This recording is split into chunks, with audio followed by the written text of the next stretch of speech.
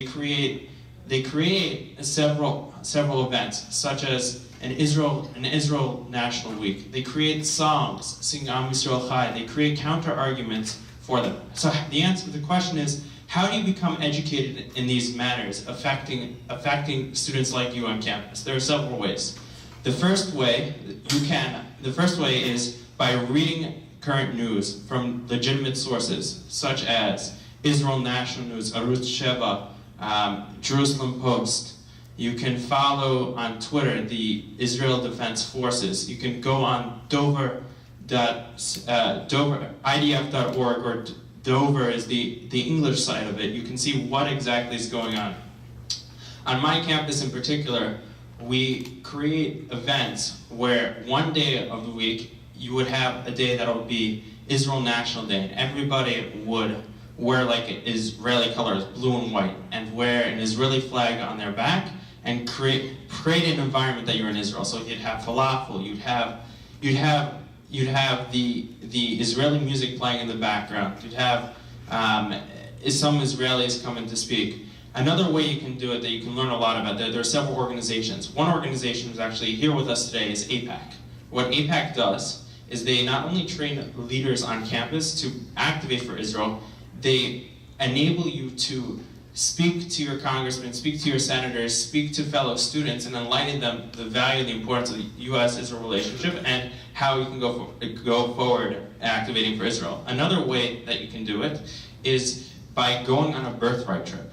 Birthright is a phenomenal 10-day trip where you learn not only by seeing the sites, you do some activism, you go literally from the top of Israel to the bottom of Israel and explore the sites. There are several other internship programs of which you can attend. There's an internship program called Career Israel. There's an internship program called J Internship. There's an internship program where you not only do touring, but you also work in the country. But more hitting on the home source. The more important thing, aside from going to Israel and being advocating for Israel on campus, you need to really understand the history of Israel. You need to understand why should we be advocating. Israel creates a sense of unity and a sense of identity that we as Jews connect to. It's not, yes, we live in the United States of America, but if we didn't have Israel, where would we be? What would we do? If we didn't have it, think about all the technologies of which we have, from your cell phone to medical pills that have been developed. That actually there's called the camera pill that you could take, and it takes an entire image of your body. These inventions that have occurred in Israel would not have happened without the creation of the state of Israel.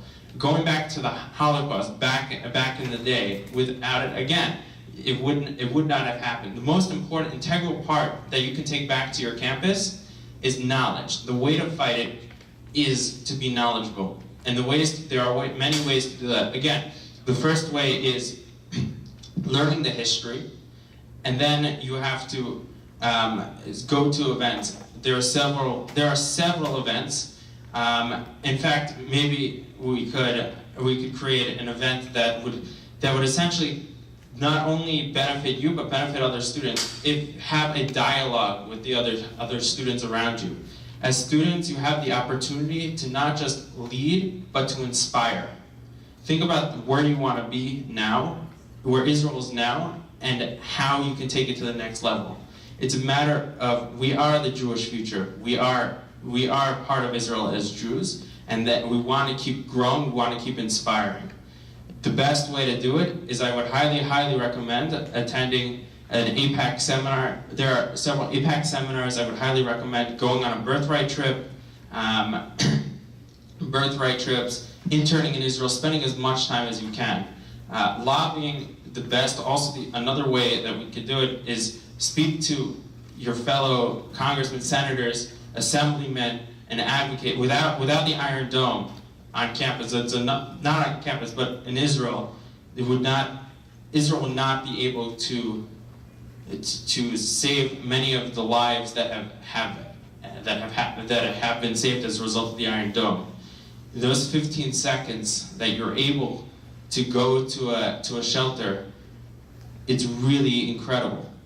So when you get to campus and you have Students for Justice for Palestine, which unfortunately they exist, but there's nothing we can do about it because of America, the ability for free speech, you create an environment that not only counters it by showing them, wow, we're really saving lots of lives here. You're showing them the beauty of Israel. And really the most important thing is, even though they say Israel is not a good place, free Palestine, the beauty is we have to, as students, you have to show them the beauty and the love and all the inspiring things that come out of the state of Israel. We as a Jewish nation, we as a Jewish people, we as American Jews, without advocating for Israel on your campus, students will not know how to defend Israel, what these issues are. The most important thing, again, that I'll reiterate, is defending it, spreading the light, singing Israeli songs,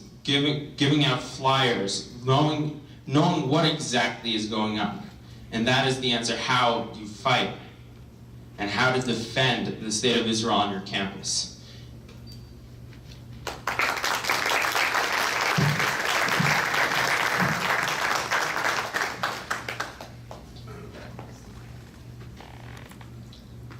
Our next speaker is Watman of AIPAC. Annie has been with AIPAC for over 4 years and began her work with the pro-Israel community on her campus as a student at NYU. She founded a pro-Israel political group called Torah PAC, which trains students to lobby members of Congress and form relationships with campus influencers to educate them on the benefits of a U.S.-Israel relationship. Annie graduated from NYU with a bachelor's in politics and Jewish history and a master's in international relations. Prior to joining AIPAC, Annie spent a summer at Ain Pratt Academy for Leadership in Israel, as well as a summer interning on Capitol Hill.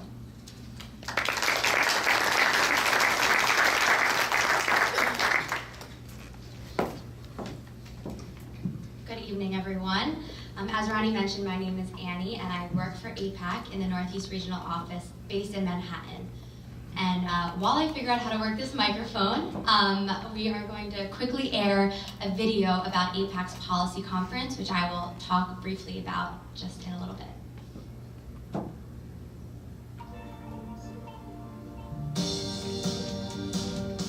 All you have to do is come one time to the policy conference and you'll be hooked. To see so many people who love Israel coming all together at one time is an amazing thing to see.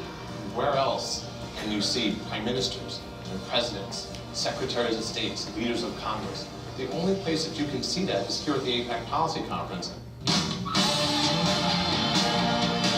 There's so many things going on, and I just want to experience each and every piece of it. There are book signings and films, panel discussions. The amazing array of speakers who are here. The breakout sessions are just fabulous.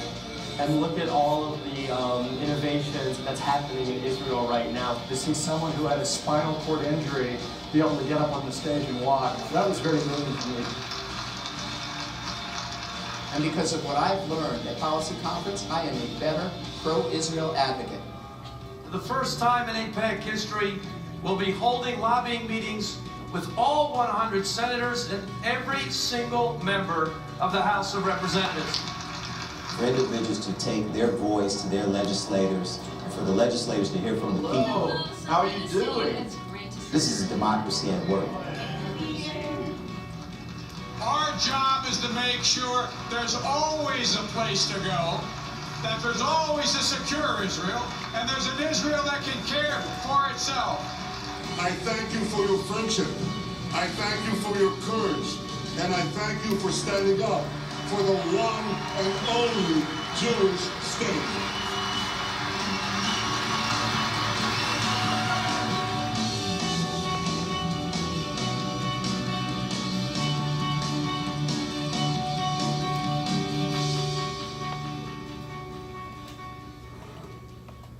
All right, so before I begin, I do just want to thank everyone who made tonight possible and invited myself here, including Rabbi Sachs and Rabbi Weinbaum, Alan Richter, and Herman Sperling, along with my colleague Julie Blumenbaum, who serves as the AIPAC Long Island director. So first I'm going to start out by just explaining a little bit about what AIPAC does, opportunities for campus involvement, and a few tools that you can take back to campus with you. AIPAC, which stands for the American Israel Public Affairs Committee, is a lobbying organization. We have one goal, and that is the safety and security of the State of Israel. We know that some of the most important security decisions affecting Jerusalem actually take place in Washington. And as American Jews, we want to be in the position to influence congressional policy. I'll tell you how you can yourself influence congressional policy in just a minute, but first, a message to the parents in the room. I know you're frightened.